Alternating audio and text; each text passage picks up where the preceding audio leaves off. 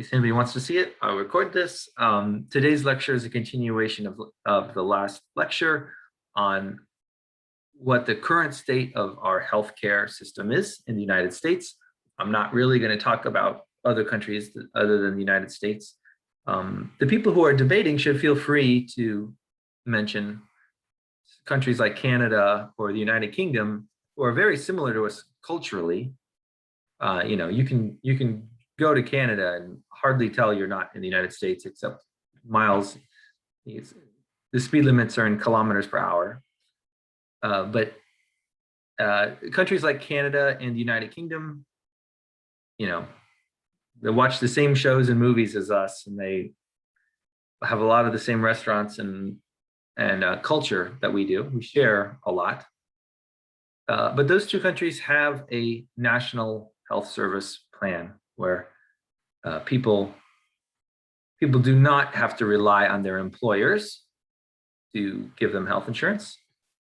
They don't have to pay, like, on their own, search for some kind of health insurance, and they don't. Well, that's how healthcare is provided in those other countries. So we're going to debate that on Tuesday, whether the United States should transition to something like that. It would be universal. Universal just means everyone qualifies for it. It's not like only people who make below a certain amount or have some certain characteristic. That's what makes it universal. Sometimes it's called single payer. And I always thought this is a funny term. I don't know, maybe some of you can explain it to me. Why do we call this single payer? Because it's really a taxpayer. It's funded through taxes. Maybe there's an answer. The government is the single payer. Okay, but who pays? Where does the government get its money? Taxpayers. I mean, I agree with you, but my comment was about the term, and what do people think of when they hear single payer? Like, oh, one guy's paying for, or I don't even know what it means, really. I had a question. Oh, go ahead, Phil. I'm one of the ones debating on Tuesday. Oh, okay. Would there be an individual mandate, like as part of the question about universal healthcare? So no, there wouldn't. Do you know why not? I mean, so I'll give my explanation as best I can. We can have a debate here, but I think there is no individual mandate if we transition to universal healthcare, because it's provided to you whether you want it or not. Even if you're the type of person who says, no, I do not want healthcare, effectively that's meaningless. You know what I'm saying? A mandate is saying you have to have health insurance. If you don't have health insurance, I'm going to fine you or make you pay more in taxes or whatever. That's what we had for maybe 10 years.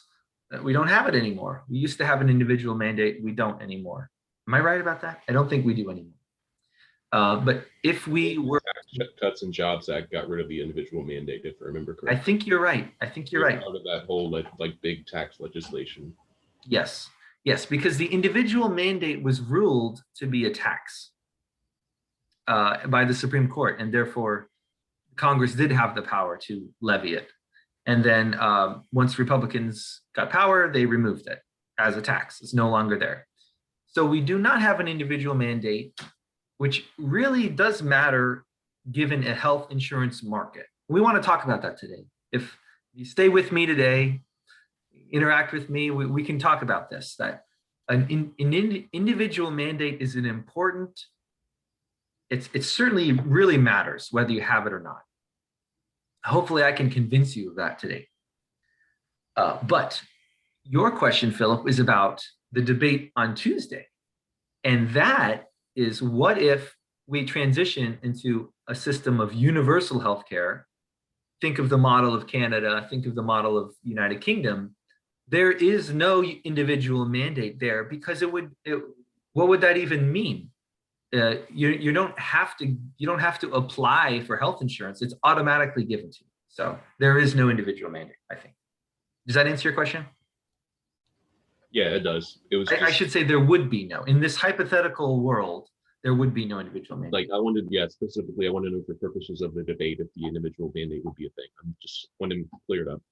I think it's fair to say that if we have universal healthcare, that implies there's no longer an individual mandate because what would I be forcing you to do? There's nothing I have to force you to do. But you're going to argue, I think, that we shouldn't. You're arguing against it. Yeah, I'm the against position. Yeah. So I'm guessing, what are you going to talk about? You'll probably talk about why it would be worse if we do that. And in some sense, you're arguing for the status quo, aren't you? Or are you going to have a different proposal altogether? I feel like if I can find a good alternative to a universal healthcare system, it would strengthen my argument. So yes, I'm arguing against, but I'm also going to see if I can find something that I could argue for to try to strengthen my position. Okay. So yeah. So A, we shouldn't do this, and B, here's what we should do. That would be great. That would be awesome. I mean, people have been trying to figure that out for longer than I've been alive. So if you figure that out, you'll win a Nobel Prize or something. That's a great open question certainly in politics. Like what is the answer for the United States? How does the United States get something that everyone can agree to? I mean, maybe you don't have to agree to it, but you have to buy in at least somewhat for this whatever it is we're going to do. I think part of the problem with Obamacare is it didn't have the buy-in. It was very partisan. Democrats voted for it, Republicans voted against it, and for the entire life cycle of Obamacare, it was a partisan issue. It was one party thought it was good, the other party thought it was bad. It would be great. Maybe this is unrealistic, but wouldn't it be great if we had a system of healthcare that both parties liked, both parties could get on board with? Maybe that's your job, Philip, is to think of something. Joseph, what are you going to say? So, under the Affordable Care Act, companies can't deny you insurance because of pre-existing condition. Do you think it would be? Do you think it would be good or a good compromise if you don't have to buy insurance, but if you get into like a car accident, then the company can deny you health insurance? Like you have to pay for that treatment, but anything afterwards, you're eligible for insurance. But for that incident, you have to pay out of pocket. So you're somehow splitting up the costs into like a short-term cost of the accident itself you have to pay for, but the long-term care you don't. Is that what you're thinking? Yeah. You know what? I don't know anything about that kind of a proposal. I don't think I've read about it before. I'm debating on the for side, and one of the issues is that half of all bankruptcies are caused by medical costs that people incur. So that particular example would not help that situation. But I guess the argument would be, hey, you had an option to buy insurance and you chose not to buy it because you felt invincible or something to that effect. But okay, I'm confused then. And would this be under a universal healthcare where, you would be covered regardless? You wouldn't, there is no opting out. Joseph, are you talking about keeping things the way they are, except making one change, which is we'll cover you for everything except short-term accidents? Is that what you're saying? Yeah. Oh, okay. Because in that case, you chose not to get health insurance, so technically you should pay out of pocket because you could have bought it before. So just because you get sick doesn't mean you can buy insurance to pay for it. Oh, okay. So maybe you're thinking of was it your fault? Is that what you're thinking? In the terms of you could have bought it, but you chose not to. Well, okay. So to think of something like cancer, would that be covered under yours? Because I I think most people who get cancer, they didn't do it on purpose. No, like no, not like you didn't get a car accident on purpose. It's like, when you weren't sick, you should have still bought insurance to protect you Mhm. in case you got sick, because that's what insurance is like, to protect you in case you get sick. So it sounds like you wouldn't be covered. What would it cover? Like after your initial, so like after you're discharged from the hospital, everything's clear, then you can. Never mind. So maybe you're talking about like preventative care versus something else. Like the Yeah. preventative stuff is all covered. Like regular checkups with your doctor, those are fine, but those are free, you might even say, but sort of unexpected. Yeah, I'm not sure. I think Charlotte's point is that the people who go bankrupt, it's because something happens that they weren't expecting, right? People who, have to get a divorce because otherwise both parties will, they actually choose to get a divorce because their assets will all be will be taken by the healthcare system if they don't get a divorce. I mean, there's a lot of stories like this, which, a lot of people say, why is this happening in the United States? Why is healthcare such a sort of broken system that the costs are so high that so many people cannot afford it? It is simply not affordable for them to pay for these expenses, and it's like, well, what are you going to do about it? Hospitals still have to accept you. If you come to the emergency room, they still have to accept you. So those costs of just uninsured patients being treated and not paid for is sort of getting dispersed to everybody else. That's partially why the costs are so high. It's like the cost. Okay, so everyone kind of agrees that this is bad. What they disagree with is how to solve it. And I think your proposal, while maybe well-meaning, I think the problem is it is the unexpected things that are causing this problem. And we want people to get insured, and some of them still are not. Because like I read or heard somewhere on a news article that one of the reasons insurance premiums are so high is because healthy people aren't buying into the system, which is what the Affordable Care Act tried to fix, was saying, hey, Yes. Even the healthy people, you have to buy in, which will lower the cost. Exactly right. Do you guys know what adverse selection is? I asked you to read this paper on moral hazard and adverse selection. So what Joseph was just describing is something called adverse selection, which says the healthy people, they don't want to buy insurance. They don't need it. They don't think they need it. It's the less healthy people, the people who are higher risk. They really need it. They really need insurance. If you have diabetes, if you have asthma, if you have something chronic that means your expected healthcare costs are going to be higher, will put you into this category of high risk. And those are the people who really want the insurance. Well, those are the only people buying the insurance, that it's going to raise premiums. It has to. And the more premiums go up, the more healthy people choose to stay out of the market. There's a name for this actually in the paper. Did anybody see what it's called according to this paper that I showed you? It sounds really bad, like a horrible outcome according to the paper. It's called, I'll just tell you. It's called a death spiral.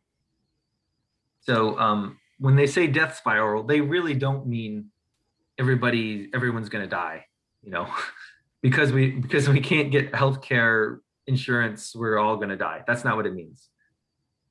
The term death spiral refers to the fact that there is a mechanism in the market where the healthiest people are the ones who are least likely to need insurance. They're the least likely to want to buy it if given the option. They'll decide, I don't need this insurance. I'll just stay out of the market. And that means everybody else who's remaining. So by the way, this argument has to start with just like steps. It doesn't happen all at once. It starts with just little steps. The healthiest people are the ones that first leave the market.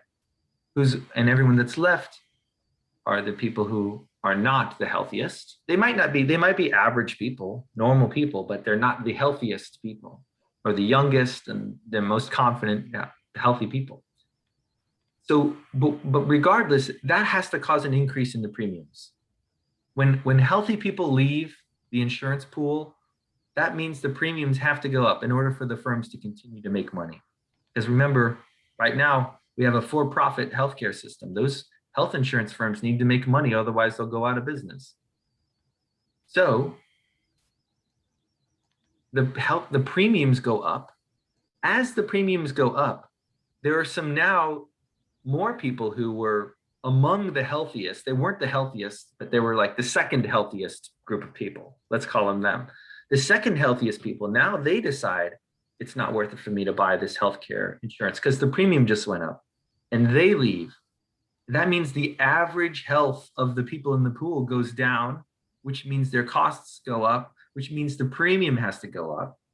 Now, the third most healthy group of people decide it's not worth it for me either. They leave, and the premiums go up again. Then the fourth most, this is why it's called a death spiral. Why isn't it just called death? No, it's called a death spiral. The word spiral just refers to this fact that you may have heard it's iterative. This process iterates, where a certain group leaves the insurance pool, the average costs go up, the premiums go up.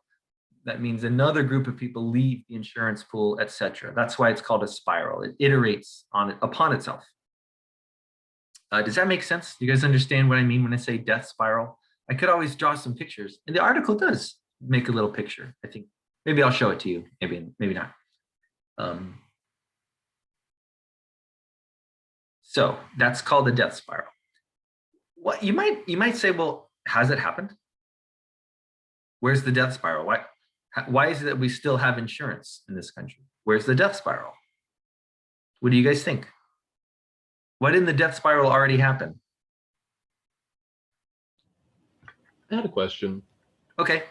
So when in the game we played last time, Yeah. when you got insurance, generally, if you didn't go above a certain premium, then you would have a higher utility than if you didn't have insurance. Yes.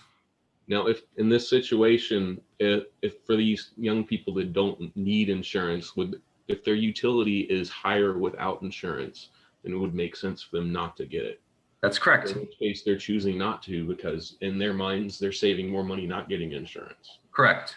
So having a universal healthcare system, wouldn't that force them to do something they don't want to do? Is that perhaps like for the betterment of society argument? Because that seems like to take away individual liberty. That's a great point. All right, we need to address that. In fact, I don't want to kill that argument because I think you're going to want to make it on Tuesday. But I do have maybe some counter arguments, and I'm not saying that my arguments are better than yours and that therefore mine are correct. In fact, all I can really do is give like examples, right? Because in real life, we can never be sure. It could be exactly that you're saying that there's people out there who just really don't need insurance, and for us to force them to get it or pay for it through taxes, I guess, to force that to happen is somehow infringing upon their liberties. Yeah, I can never disprove that.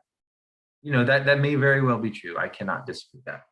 What I can do, from an economics perspective, is talk more about what's known as adverse selection. Let's use our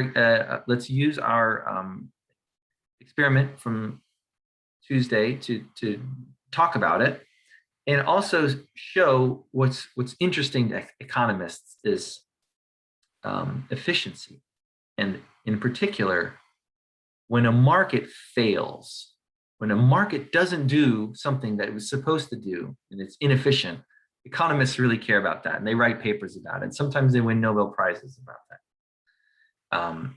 Okay, so how is it that the market fails to provide something that would be efficient?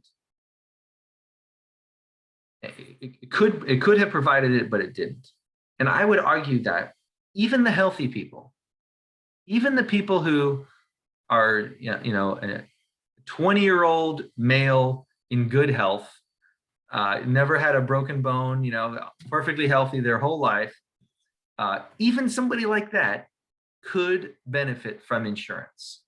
Okay. Now here's my point though, but only at a very low premium. Wouldn't you agree? Somebody who feels just totally healthy, doesn't think they're not going to even get married anytime soon. They're not going to have any children. Children are expensive. We all know this, right? Just going to the process of labor and birth at a hospital can be very expensive.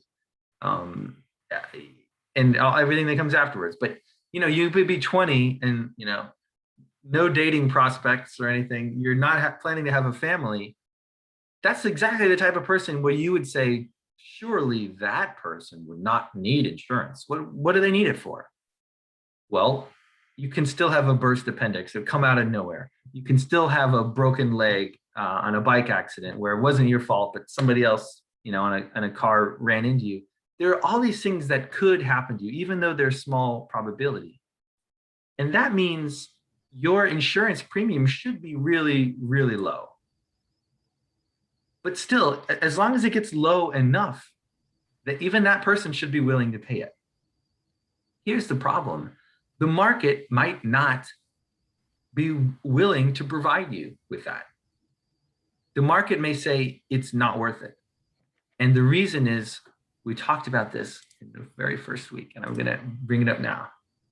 It's called asymmetric information. And that's kind of a catch-all economists use, but I put it in the chat. Look at it, asymmetric information. What does it mean? It means you guys, I'm pointing at you, you know more about yourself than any insurance company knows about you. That's true. We can agree with that, right? You know more about yourself and like what your hobbies are. Are they dangerous? Do you like to go rock climbing, but without a pole, like free solo type rock climbing? That's a pretty dangerous thing. Or, I don't know. What do kids like to do these days? Downhill skiing is kind of a dangerous sport to do. Doesn't matter. The point is, you know more about the risks that you take than any company will ever know.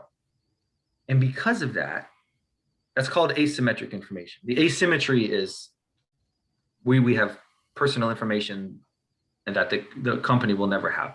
Even if you volunteered it, they might not trust you, right?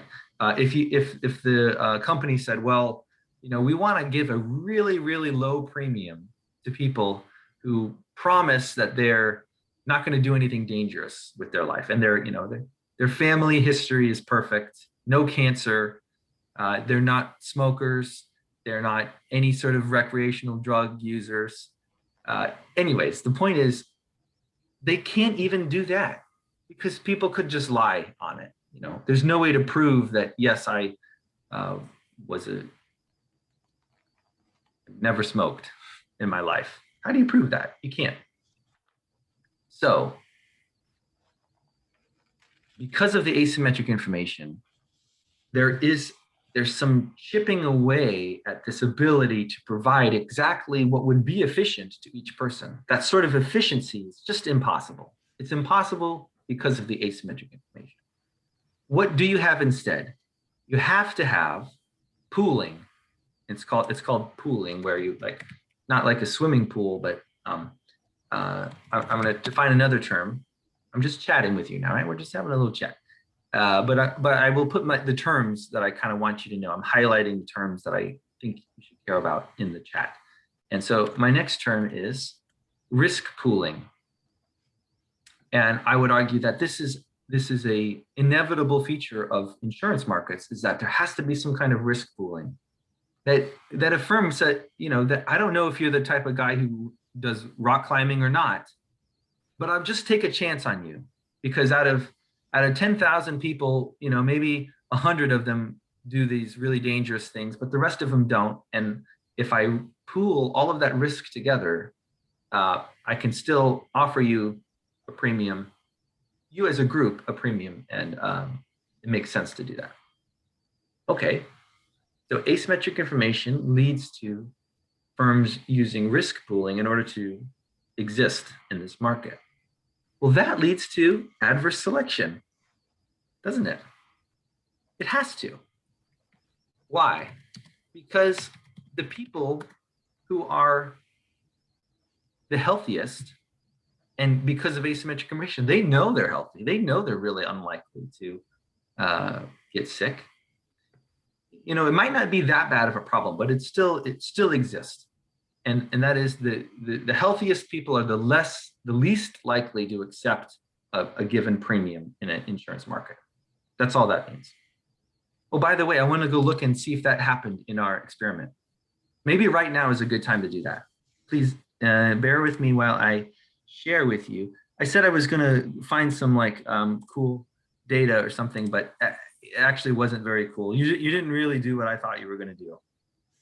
And that's partially my fault. I didn't make it that bad. I could have made it even worse. A bigger difference between the high risk and the low risk. I think we would have seen it better. Oh, geez. No, this is not what I want. Geez.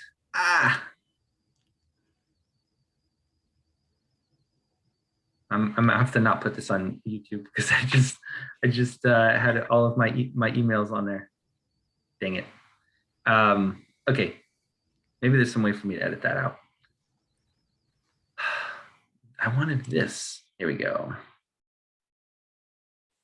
I wonder why that wasn't an option to share. It wasn't. Here's my option to share. So on the screen here, I have a chart with these blue dots. The blue dots, and there's a lot of multiplicity here because a lot of people had the same premium. So you can't really tell, but some of these dots represent a lot of different people. But on the y-axis are the two different probabilities of being sick. 0.2 and 0.4 were the two probabilities of having something sick. And these are the insurance premiums. And the question was, are the people who are the higher risk willing to pay a higher premium and kind of see maybe a positive relationship on this, like a positive sloping relationship on this axis? And you really don't see one. It's just not there. The people were, so I think part of that was the competition between Joseph and Nick. They actually competed so much with themselves that they left a lot of potential profit on the table. So I wasn't sure the extent to which competition would dominate this market, but I think actually it was very competitive. By that, I mean, the two firms, Joseph and Nick, were trying to undercut each other. Is that right, Joseph? Was there a lot of undercutting? Yeah. Yeah. So because of the undercutting, the premiums were very low for everybody. The truth is, this group, the 0.2 group, you should have only been willing to buy a product if it was below 36. So I think these two people kind of acted early and weren't exactly sure of what was happening. But only below 36 should have these people who the 0.2 should have accepted. Whereas the 0.4, they could have accepted a premium all the way up to 64 and still been better off. In other words, these premiums could have been way higher and the people who were 0.4 would still accept it. But for that to happen, the two firms would have to not keep undercutting each other, right? Because if Joseph and Nick said, I'll offer you 50, take it or leave it, there would be some people who are the high risk who would take it, wouldn't they?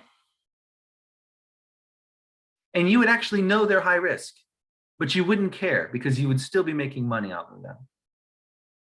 This is sort of the point of adverse selection, is that even when it's not happening, like in this market, it didn't really happen. You can't see that people who are more likely to participate if they're high risk or low risk. The truth is everybody participated virtually the same, whether you were high risk or low risk. So there was no real adverse selection in this market, but it was still there almost like hiding.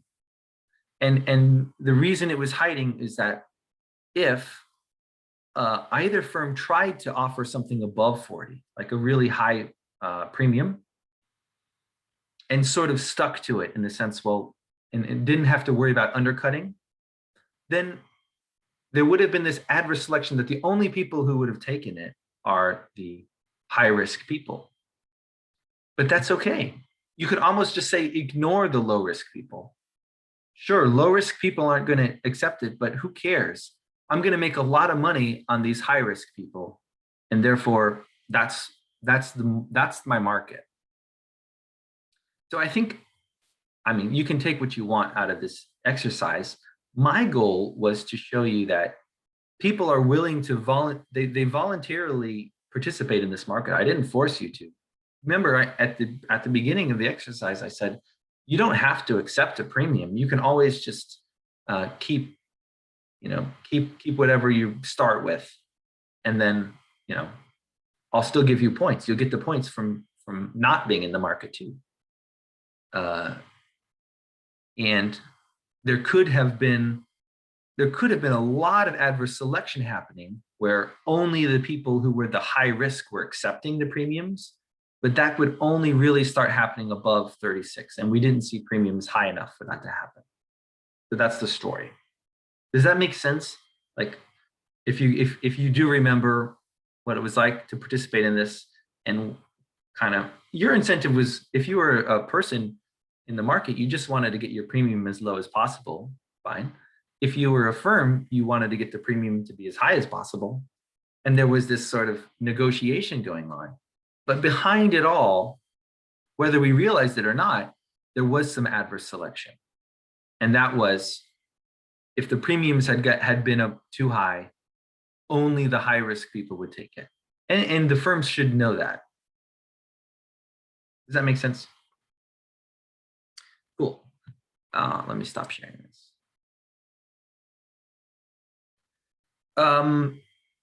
Okay, let me quickly talk about the slides I have for this sort of health insurance stuff. And that is here, insurance markets.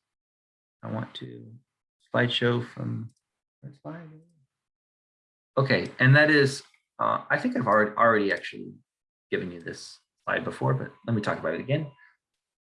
I just want my thing to get out of the way. I'll just put it here. I want to talk about expected utility for a little bit more. We just talked about it in our exercise yesterday, but I like to use often just the square root function as a way to talk about a risk-averse person. A risk-averse consumer may have a utility of wealth which is the square root of W. If that's true, then her, I guess this is a female consumer. Oh no, did it say that? Yeah, her. What is her expected utility? It looks like this, where there's wealth on this axis and utility on this axis. And the idea is being uninsured is very bad.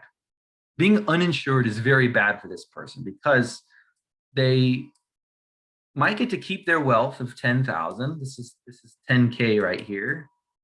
But there's a big chance that they're going to lose a lot of their wealth because of some hospital bill. $6,400 of their wealth will be gone like that. And if $6,400 go away, what are they left with? 3,600. Okay. And then I asked this question here, just check to see if you can understand the math.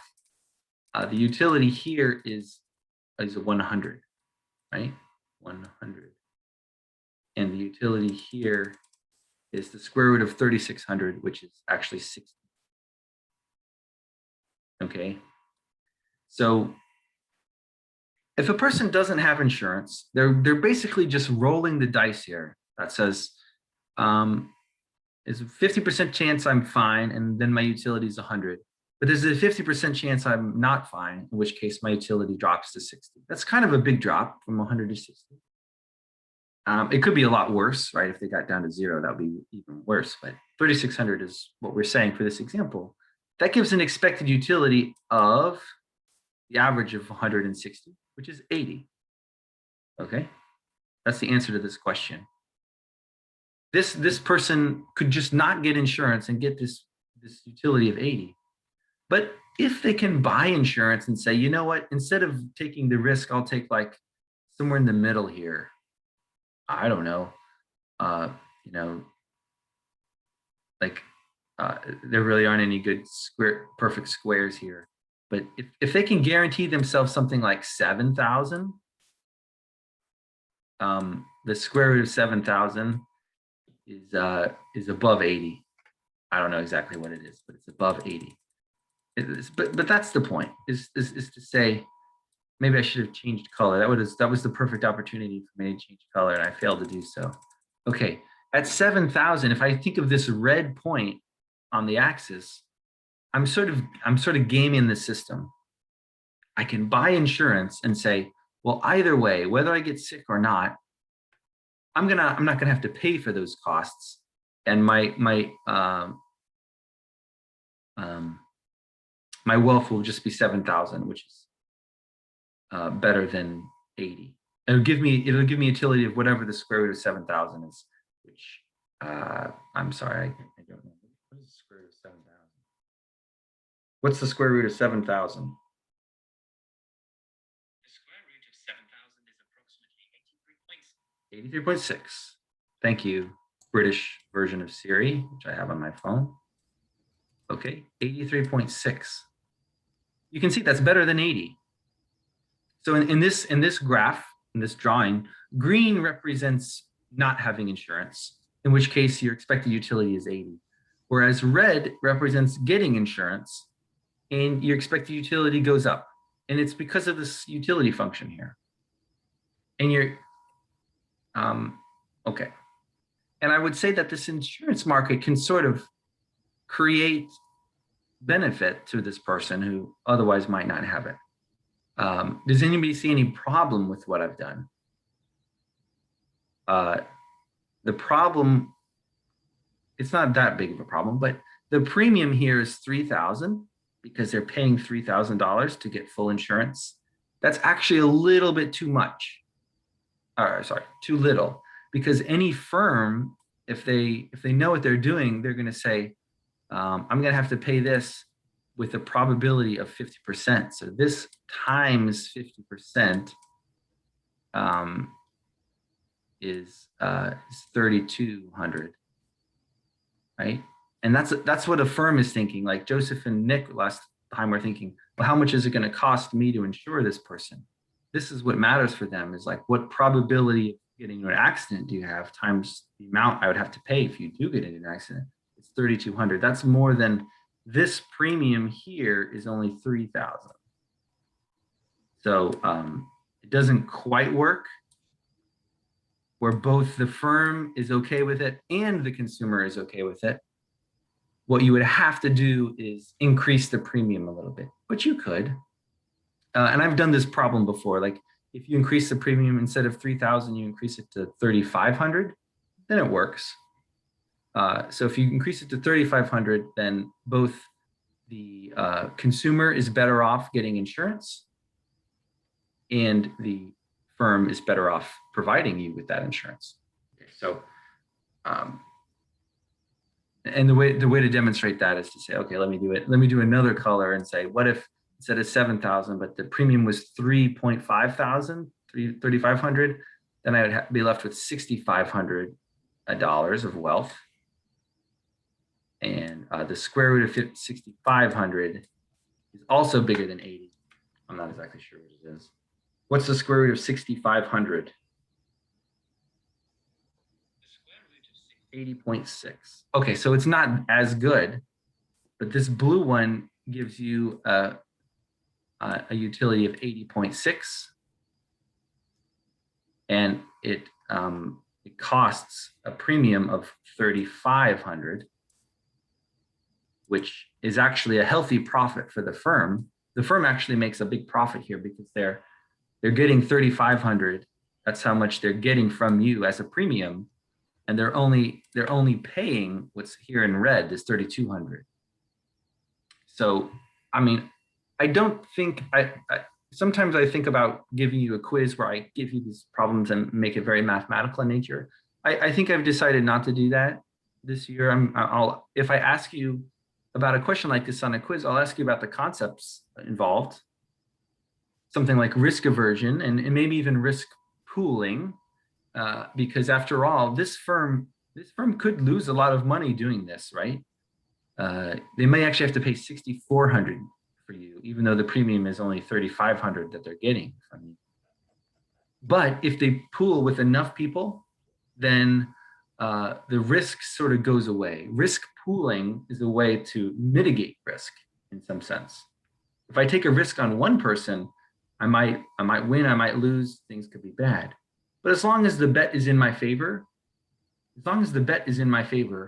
and I make this bet with not just one person, but 1,000 people, 10,000 people, I insure 10,000 people, and each one is a bet which is in my favor, then because of risk pooling and the benefits of that, I'm pretty sure I'm going to make money. I'm going to make enough money where I can, hire staff to be administrators and have a big building and, be one of the largest corporations in the country, really, some of these health insurance companies. Okay. Does anybody have any question about the point of all of these drawings, which is that insurance markets can provide surplus? They're better for the person buying the insurance, because look, this number in blue, is bigger than this number in green. So it's better for them. They're getting a higher utility because of the insurance market. It's also better for the firm. Why? Because this number in blue is bigger than this number in red. The blue number is how much money they're making in terms of premiums, and the red is how much they're paying off on average in terms of costs. That's the only point of this market. Insurance markets can provide surplus. And it's that it's better than nothing. We can talk, if we have time, geez, we're running out of time. We can talk about how actually, what if, this is the debate Tuesday, what if instead of requiring this sort of natural free market to take care of people like this, given the fact there's asymmetric information and adverse selection, et cetera, what if we just provide insurance for them as a government, as a society, as a single payer, in which case we don't have to worry about getting these premiums exactly right so that people are willing to buy the insurance like we were here. We don't have to worry about getting the profits exactly right so that the firms can stay in business. We don't have to worry about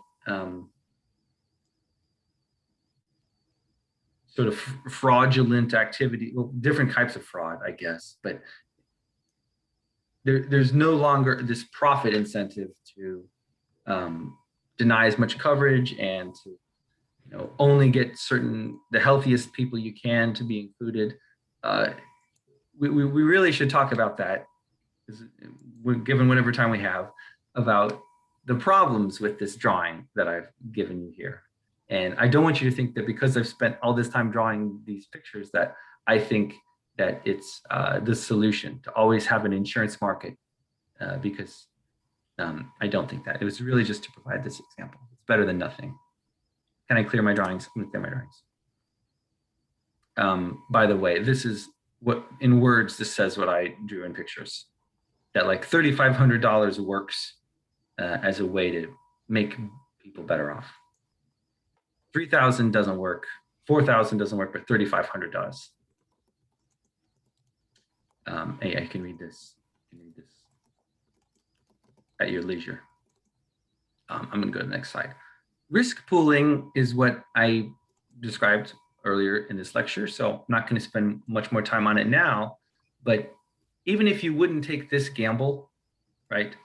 50% chance of winning 20,000, that'd be great. 50% chance of losing 10,000. you might think to yourself, I just can't risk losing the 10,000. I'm sorry, I can't take that gamble. But what if many people took the gamble? Many people took the offer. Like, you go in with everybody that you know, all your friends and coworkers, and everybody says, okay, let's all take this gamble and we'll share whatever joint earnings we have. You'd be foolish not to do it, right? Because even if you lose one time, two times, even if you lose a lot of times, there's going to be other times that you win and you make a lot of money. And that's the law of large numbers. Sometimes you hear this term, the law of large numbers. It really just means as this population grows large enough, the frequencies are destined to match the probabilities. Frequencies are sort of naturally occurring observations, and probabilities are pure mathematical things, and they don't necessarily have to be the same. But as the numbers grow large enough, they do have to be the same. They approach each other.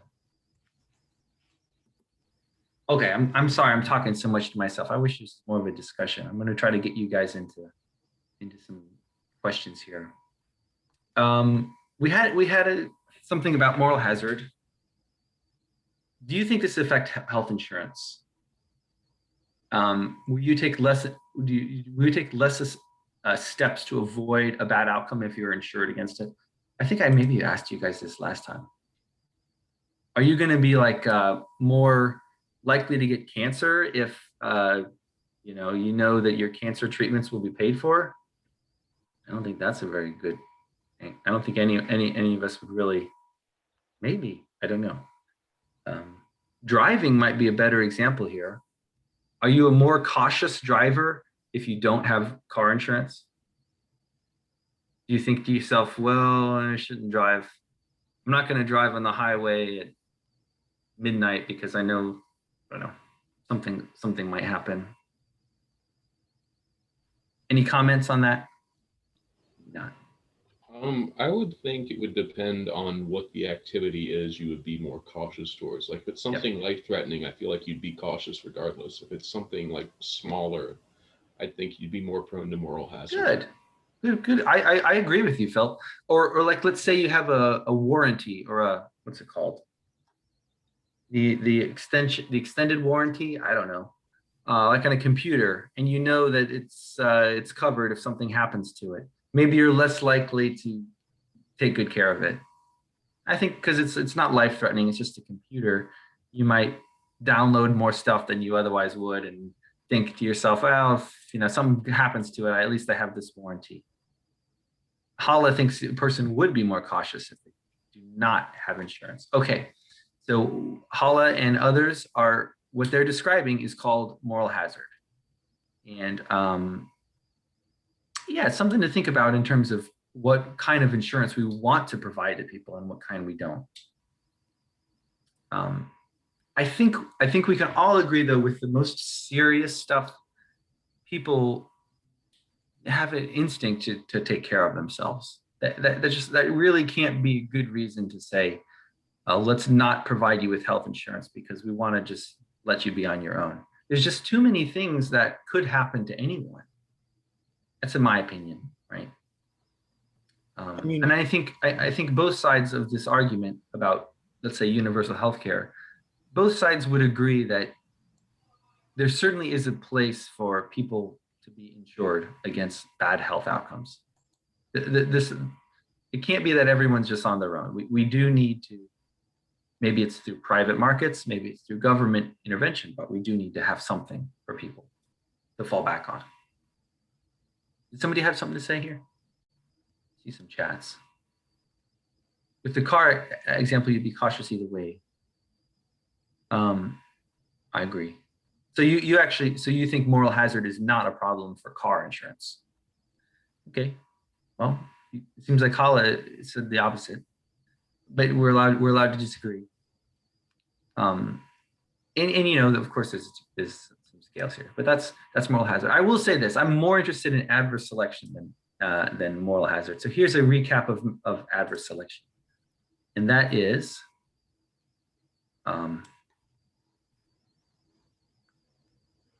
less desirable trading partners are the ones that are more likely to volunteer to exchange. We didn't see that in our experiment. We saw the 0.4 types and the 0.2 types pretty much both.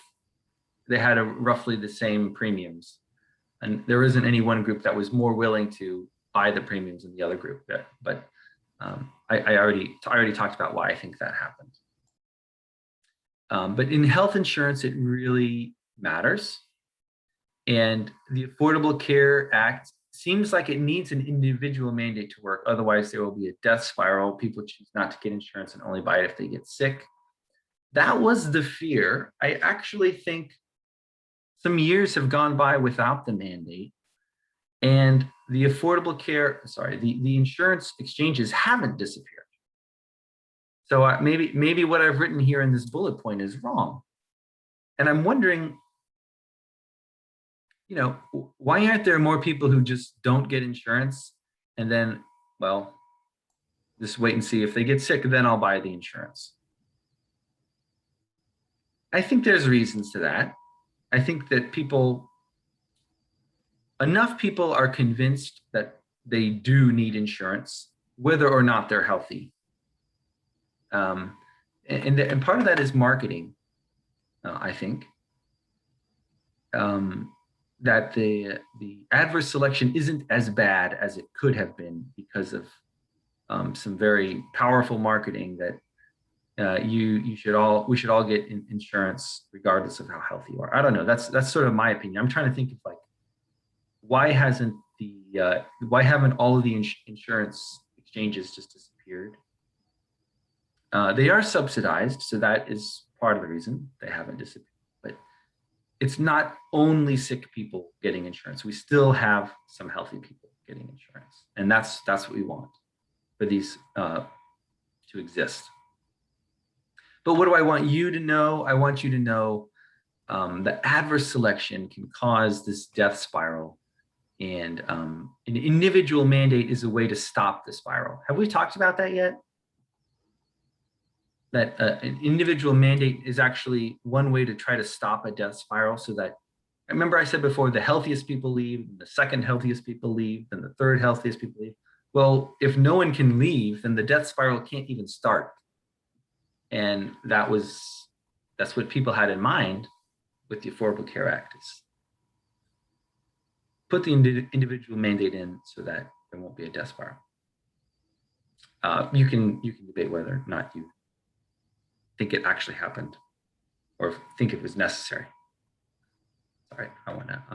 Okay, finally, let's talk about the article about employer-based health care. It was written by a guy here at the Richmond Fed. You know, we have one of the branches of the Federal Reserve Bank of the United States right here in Richmond. It's kind of a bonus feature of being in Richmond if you're an economist, that there are a lot of economists who want to be here to be closer to the action that's happening at the Fed. And there are like internships you can get if you want to apply, at the Federal Reserve Bank.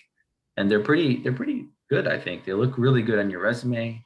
A lot of people come from all over the country to go there. So it's not just something that, VCU students can easily get. You actually, they're competitive. But by the way, that's just mentioning the person who wrote this article.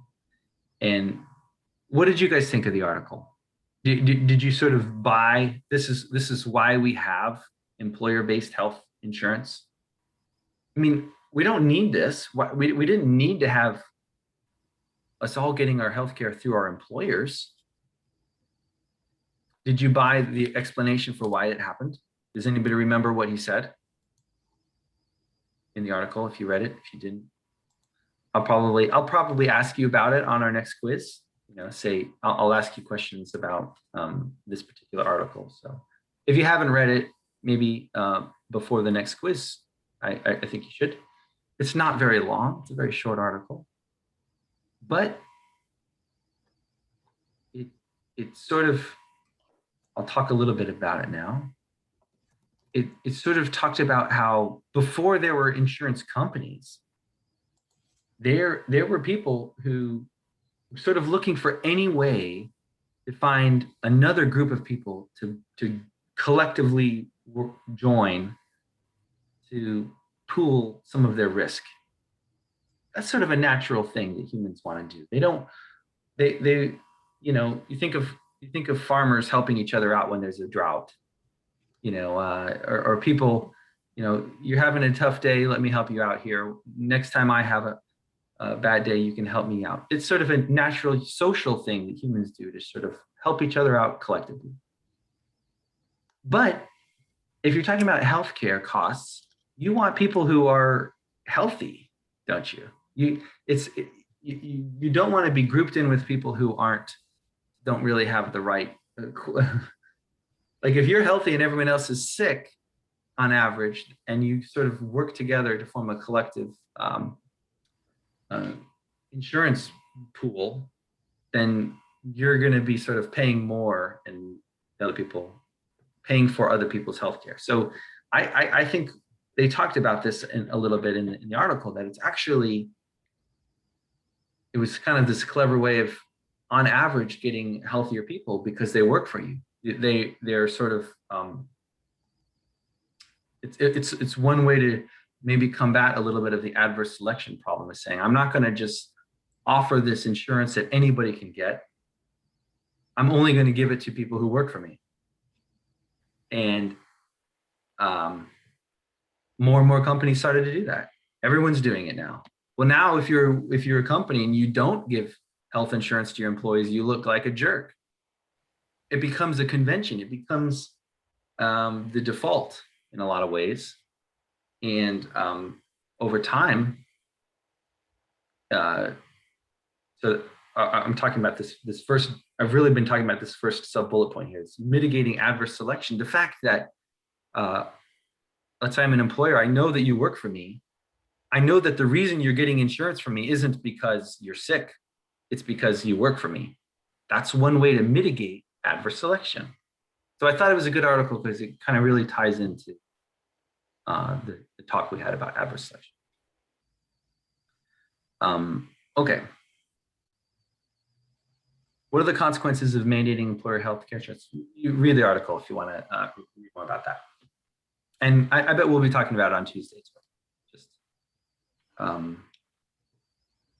actually, Tuesday we're going to go beyond this. We're going to talk about universal health care. And you know, that totally mitigates adverse selection, doesn't it? You're getting health care. Why? Is it because you're sick? No, it's because you're an American. Because you live in the United States, you get health care.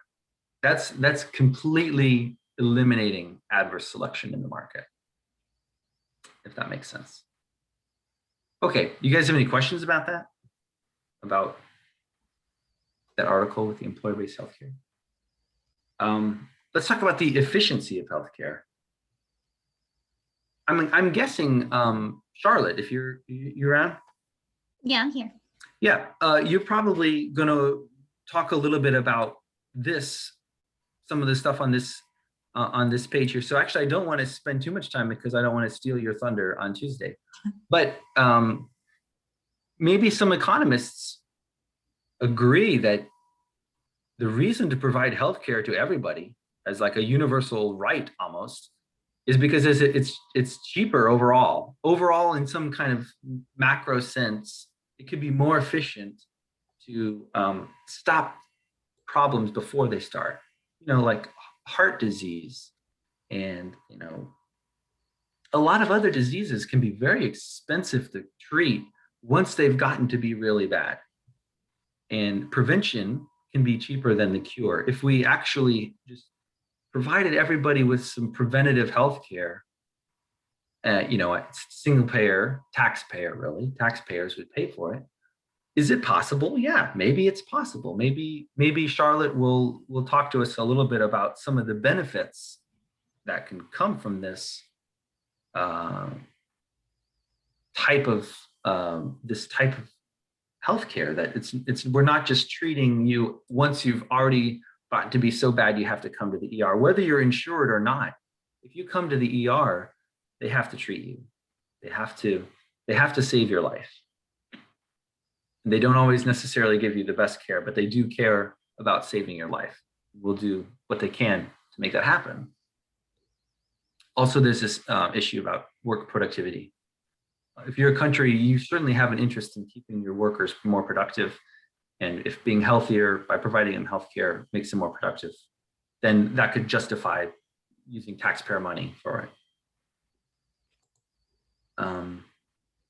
Will taxes be increased? I could ask the class right now. If we pass universal healthcare, will taxes be increased? What do you guys think? Depends. You think that depends? Yeah. So I'm actually really curious about this. Do you think we could provide a decent universal healthcare program to all Americans without substantially raising the taxes on? Yeah. Because You of do? because of two things. One, we could pull spending from somewhere else, like cut unnecessary spending, and come Okay. up with the $330 million it will cost.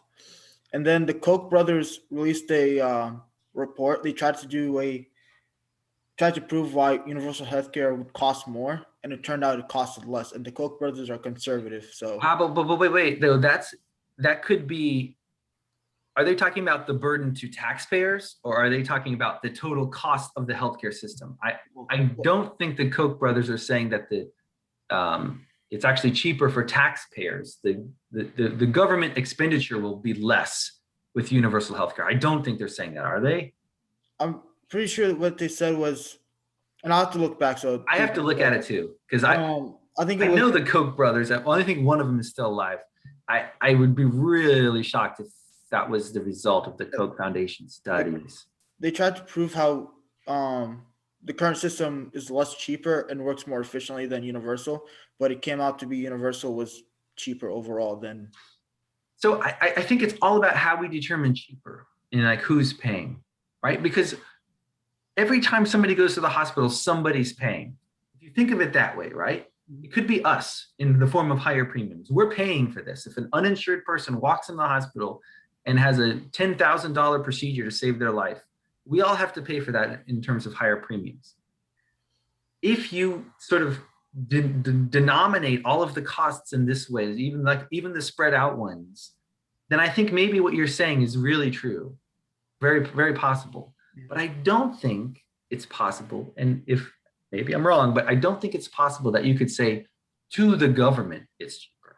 Like the amount the government has to pay for healthcare is less with universal healthcare than it would be with whatever sort of healthcare programs they currently have. And they do have some. They have Medicare, they have Medicaid, they have the healthcare.gov insurance exchanges. They are paying money for healthcare, but it would be nowhere near as much as it will be if we had a truly universal healthcare program. But less people would be going to the emergency room for care. I mean, right now you're forcing a lot of people to go to the emergency room for care. Am I crazy here? So Joseph and Charlotte, you both think that the cost to the government could be lower with universal healthcare? Yeah. I don't know. I agree with Joseph that it's possible, but I haven't really done the research on it. Can I make a comment there? Yeah, go ahead, Philip. The studies I've looked at so far have put the estimated cost on the lowball end of about $2.4 trillion per year. Per year. Yeah, so like that's way more than they're currently paying for Medicare plus Medicaid plus any other sort of health benefits that they pay. I don't think that comes anywhere close. Out half, maybe I can't remember the exact number what the current U.S. federal budget is. It's less than 2.4 trillion. Yeah. So technically, if you cut out a ginormous chunk out of the stuff that's being paid for in the U.S. federal budget, you could technically fund it without raising taxes. But then you would go without all those other services. I mean, including we need a military to protect our country. Like there's stuff you can't cut out. Like you have to. Like you can't cut out Social Security. You can't cut out the military. Maybe you could argue for reducing those, but you can't cut them out entirely, which you would have to fund this without raising taxes. Right. I think the issue is sort of a misunderstanding with what counts as spending, right? I think we can sort of all agree that there are there are reasons to switch to universal healthcare, some reasons not to. That's where we're going to have the debate on Tuesday. But in terms of the cost to the government, I'm not talking about the overall costs of the healthcare system, just the cost to the government. How much will the U.S. Treasury be paying out? It's got to be higher in a system of universal healthcare. It's not feasible to me that whatever savings there could be in terms of like fewer people going to the emergency room, there might be some savings there, but we're talking about, sort of trillions of dollars of cost, not just whatever potential savings there could be in terms of preventative care as opposed to reactive care. So, I mean, I'm sorry, I don't mean to like take the wind out of your sails, Joseph and Charlotte, because I think I will definitely be doing a lot more research this weekend. Yeah, I mean, you have a whole weekend. You have plenty of time. I just mean, I guess I'm looking forward to it, right? I'm looking forward to the debate, and everybody is. I'm asking you to write a summary of your opinion, whether you're for or against the motion to transition to universal healthcare in the United States. I think I do want to have a quiz also. Sorry, guys, but the goal in the beginning of the class was to have approximately one quiz per issue. I think this is one of these issues where we just have this one debate, but because it's one debate, we still have to have one quiz because it's an issue. And the things I'll ask you about are really the two readings. One is moral hazard and adverse selection, which is something we talked about a lot in class. So if you understood what we did in class about moral hazard and adverse selection and the death spiral, all three of those were talked about in that paper, I think you're probably good. I still recommend you refer to that paper. And then I'll also ask questions about the employer-based healthcare article by Carl Rhodes. And then that's about it. I think I'll be able to fill in sort of this concept here, what I've written on the screen with insurance markets can provide a surplus. Surplus meaning you're making both parties better off by having it, right? So like no insurance is the worst. Private market insurance could be better. Perhaps a universal healthcare could be better if it means it's solving some of these problems. But let's acknowledge that that's probably going to come with an increase in taxes. Maybe Charlotte will give us some studies and be able to talk about how to make it sort of feasible, make it sort of tractable somehow in terms of the budget. But I guess sometimes it's cost avoidance too. So that's kind of the growing cost of healthcare currently versus what it would be. Okay. So maybe you see some articles talking about how if we switch to universal healthcare, the government will somehow save money in the long run because we won't keep seeing this skyrocketing healthcare costs, which the government has to pay some fraction of now. And that it could mitigate some of the costs. Mitigate those future increases in healthcare costs, right? Yes. Maybe that's possible. I don't know. That doesn't sound crazy to me. It does sound crazy to say that if we 2021, we implemented universal healthcare, then that will save the government money. I just don't believe that's possible. Can I? Okay. Yeah, go ahead. It says the article over 10 years, it would save the U.S. government $2 trillion. Interesting. Because one of the reasons was price of medication wouldn't cost the U.S. government $900 billion. It would cost a lot less.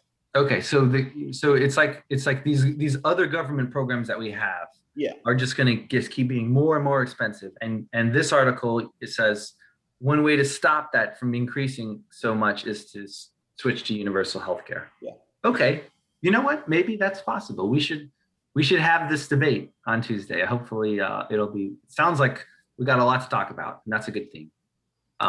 Okay. Do you guys have any questions before we wrap this up? And I do want to give you our next quiz on health insurance markets, the 2 articles, and universal healthcare. What can I ask about universal healthcare? Really just like what it is, what's being proposed. And, I might ask you even to give me an argument why you think it's good or bad, which is the same thing I'm asking you on your homework, but maybe it'll be a little bit more targeted on the quiz, like this particular aspect of it.